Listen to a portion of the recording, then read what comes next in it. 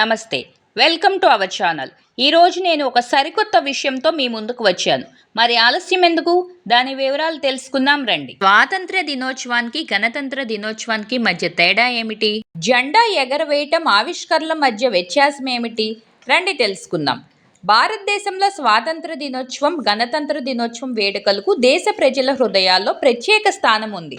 August 15, జనవరి 26వ తేదీల్లో దేశంలో జాతీయ పండుగను జరుపుకుంటారు. అయితే స్వాతంత్ర దినోత్సవం సందర్భంగా జాతీయ జెండా ఎగరవేయటం, గణతంత్ర దినోత్సవ సందర్భంగా జాతీయ జెండా ఆవిష్కరించడం అనే పదాలను వాడుతుంటారు. అలాగే ఈ రెండు వేడుకల సందర్భంగా జాతీయ జెండాను ప్రదర్శించడంలో విభిన్న పద్ధతులను అనుసరిస్తుంటారు.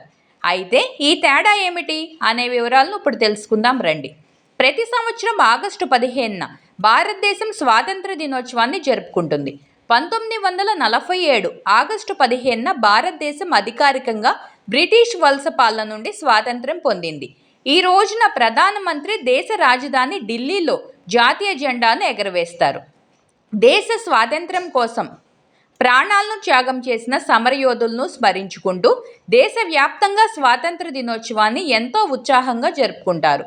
వారి సహకారాన్ని గౌరవించడానికి సాంస్కృతిక కార్యక్రమాలు, సెమినార్లు నిర్వహిస్తారు.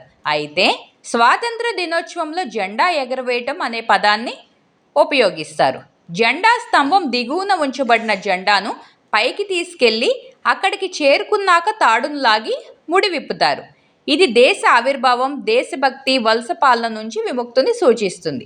ఇక 1950లో భారత రాజ్యాంగం అమల్లోకి వచ్చిన రోజును గుర్తు చేసుకుంటూ గణతంత్ర దినోత్సవం జరుపుకుంటారు.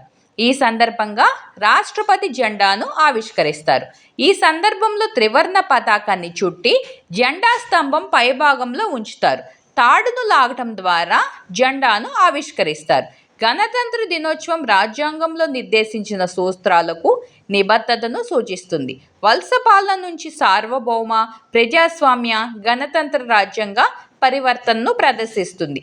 ఇలా రెండు వేడుకల సమయంలో త్రివర్ణ పతాకాన్ని ఎలా ఉంచాలో కీలకమైన తేడా ఉంది. మువ్వన్నెల జెండాను స్వాతంత్ర దినోత్సవం రోజున భారత ప్రభుత్వ అధిపతిగా ప్రధానమంత్రి ఎగరవేస్తే, గణతంత్ర దినోత్సవం నాడు రాజ్యాంగ అధిపతిగా ఉండే రాష్ట్రపతి ఆవిష్కరిస్తారు.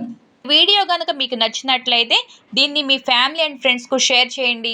మరిన్ని ఇన్ఫర్మేటివ్ వీడియోస్ కోసం మన డాటర్ ఆఫ్ జర్నలిస్ట్ ఛానల్ను సబ్స్క్రైబ్ చేసుకోండి.